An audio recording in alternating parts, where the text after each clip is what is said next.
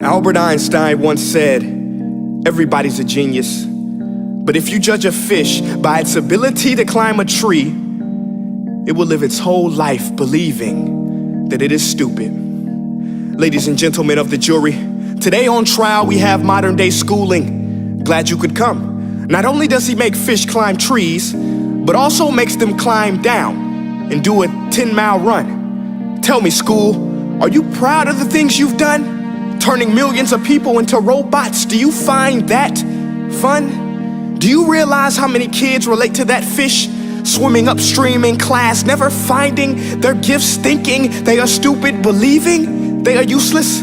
Well, the time has come, no more excuses. I call school to the stand and accuse him of killing creativity, individuality, and being intellectually abusive. He's an ancient institution that has outlived his usage. So, Your Honor, this concludes my opening statement, and if I may present the evidence of my case, I will prove it. Proceed. Exhibit A. Here's a modern day phone. Recognize it? Here's a phone from 150 years ago. Big difference, right? Stay with me. Here's a car from today, and here's a car from 150 years ago. Big difference, right? Well, get this. Here's a classroom of today, and here's a class we used 150 years ago. Now ain't that a shame? In literally more than a century, nothing has changed. Yet you claim to prepare students for the future? But with evidence like that, I must ask, do you prepare students for the future or the past?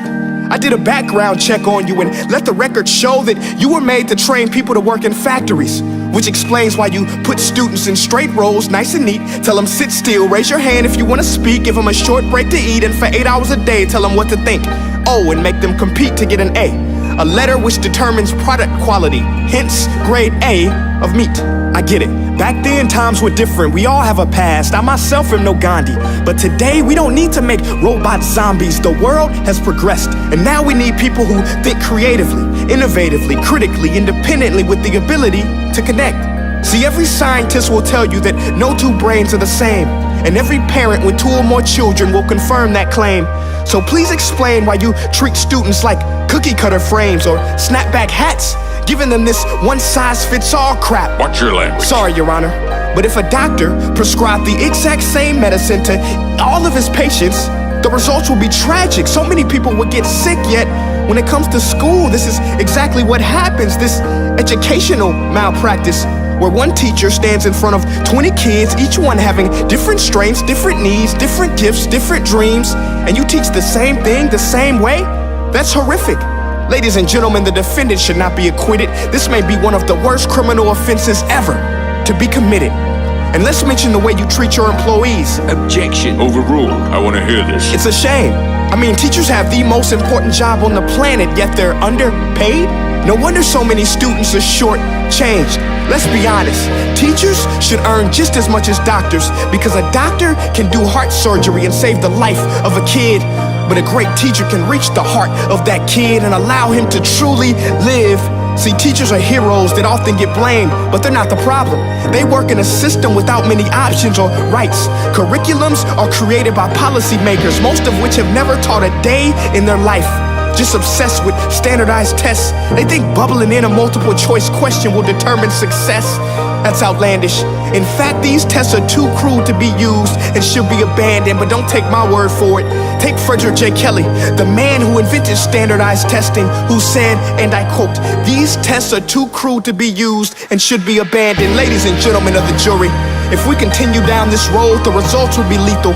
I don't have much faith in school, but I do have faith in people. And if we can customize healthcare, cars, and Facebook pages, then it is our duty to do the same for education, to upgrade it, change it, do away with school spirit, because that's useless. Unless we're working to bring the spirit out of each and every student, that should be our task.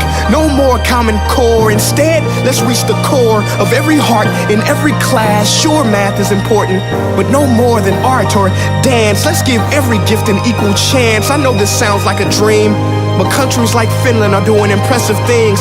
They have shorter school days, teachers make a decent wage, homework is non-existent, and they focus on collaboration instead of competition. But here's the kicker, boys and girls. Their educational system outperforms every other country in the world. Other places like Singapore are succeeding rapidly. Schools like Montessori, programs like Khan Academy, there is no single solution. But let's get moving, because while students may be 20% of our population, they are 100% of our future. So let's attend to their dreams, and there's no telling what we can achieve. This is a world in which I believe, a world where fish are no longer forced to climb trees. I rest my case.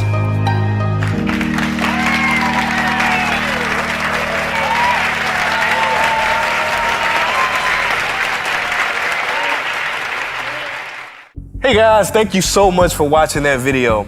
Now, if you haven't joined the family yet, this is what I want you to do. I want you to click like on this page and click see first so that you never miss a beat. Now, for more insider information, offers, and just special challenges, go to my website at princeea.com and sign up for my personal email list. And the last thing I want you to do, you listening? Make each breath count. Peace.